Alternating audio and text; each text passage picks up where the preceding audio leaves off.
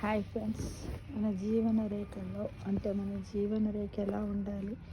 సరళ రేఖలాగా ఎలాంటి ఒడిదుడుకులు లేకుండా ఉంటేనే చాలా బాగుంటుంది ఫ్రెండ్స్.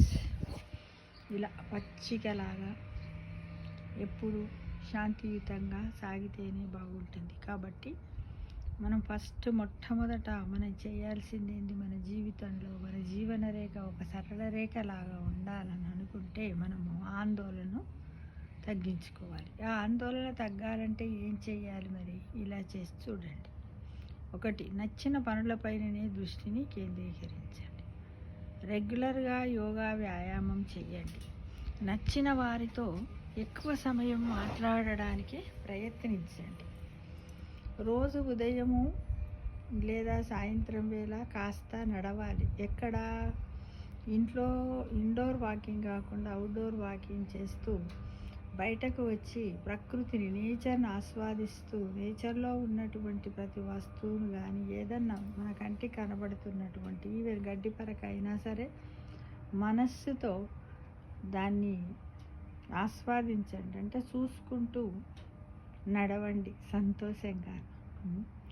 స్నేహితులతో సరదాగా గడపాలి. స్నేహితులు అంటే ఈ రోజులలో స్నేహితులు మరి నేను వాళ్ళ ఇంటికి పోవడం, వాళ్ళు మన ఇంటికి పోవడం, పక్కన ఉండలేం కదా. కాబట్టి అప్పుడప్పుడు ఫోన్లో మాట్లాడుతూ ఉండండి. సరదాగా మాట్లాడుకుంటున్నప్పుడు మాత్రము నెగటివ్ పాయింట్స్, నెగటివ్ థింకింగ్ లేకుండా పాజిటివ్ థింకింగ్, ఓల్డ్ మెమరీస్ని జత చేస్తూ నిజంగా ఇద్దరం ఫ్రెండ్స్ కలిసినప్పుడు ఎంత ఆనందంగా ఉండి సంతోషపడ్డాము, అంతకంటే ఎక్కువ ఎంటర్టైన్ చేసినట్టుగా మంచి లాఫింగ్ నవ్వుకుంటూ లాఫింగ్గా స్నేహితులతో సరదాగా వారంలో కనీసం ఒక ఇద్దరు ఫ్రెండ్స్తో అయినా మాట్లాడడానికి ప్రయత్నించండి మొబైల్ ద్వారానే.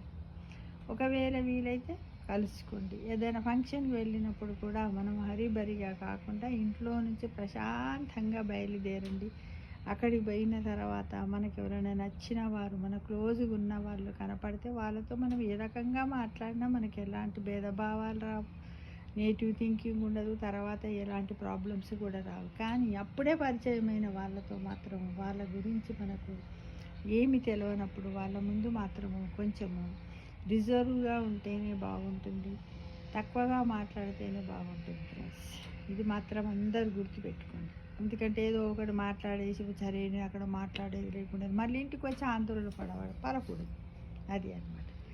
చిన్న చిన్న లక్ష్యాలు పెట్టుకొని వాటిని అందుకునేందుకు ప్రయత్నించండి. ఏమన్నా ఈరోజు అనుకోకుండా ఒక ఫంక్షన్కి పోయావు, అక్కడ నియర్ బై ఏదో ఒక టెంపుల్ ఉందనుకోండి, ఇంకేదన్నా ఒక విజిటింగ్ ప్లేస్ ఉందనుకోండి, అడిగి పోదాం, ఇక్కడ కొంచెం టైంని మనం ఇది చేసుకుందామని పోయి అక్కడ నియర్ బై ఉన్న వాటిని కూడా చూసి అలాంటి వాటిని, లేకపోతే నేను ఇవాళ పొద్దున్న లేసాను, ఈరోజు లేచి నేను ఇది చేస్తాను, సాయంత్రం ఇది చేస్తాను, ఏదన్నా ఇంట్లో పని కానీ బయట పని కానీ ఫ్రెండ్స్తో కానీ ఇంకేదన్నా ఓ ముగ్గేయడం కానీ, ఓ పెయింటింగ్ చేయడం కానీ, ఏదైనా ఒక కథ రాయడం కానీ, ఒక పాట పాడడం కానీ, ఇలాంటివి ఏమన్నా చేసుకుంటూ మనం ఆందోళన తగ్గించుకోవాలి ఫ్రెండ్స్. మీరు తగ్గించుకుంటేనే మన జీవన రేఖ కూడా సరళ రేఖ రాగుంటుంది. అంటే దాని అర్థం ఏంటిది? అసలు సరళ రేఖ అంటే చక్కగా ఉంటుంది కదా, ఉట్టి రేఖనే కదంటే నిజమే రేఖనే, కానీ ఎలాంటి ఒడిదుడుకులు లేకుండా అడ్డంకులు లేకుండా వెళ్ళిపోతూనే ఉంటుంది కదా రేఖ.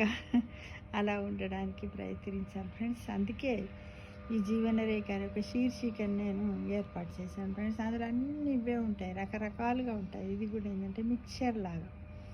మిక్చర్ అంటే తెలుసు కదా, మనం తింటాం కదా, అందులో అటుకులు ఉంటాయి, పల్లీలు ఉంటాయి, చిప్స్ ఉంటాయి కదా, ఎన్నో రసం సన్నగా ఉన్నటువంటి బూందీ ఉండి ఎన్నో ఉంటాయి కదా. మిక్సర్ అంటే మిశ్రమం. తీసుకునే ఫుడ్ ఎలా ఉంటుందో మన జీవితం కూడా అలా ఉన్నప్పుడే మనం ఎక్కువ రోజులు బతకగలుగుతాం కదా ఫ్రెండ్స్. అంతేనా? అవునంటారా కాదంటారా? కామెంట్ బాక్స్లో పెట్టండి. ఓకే.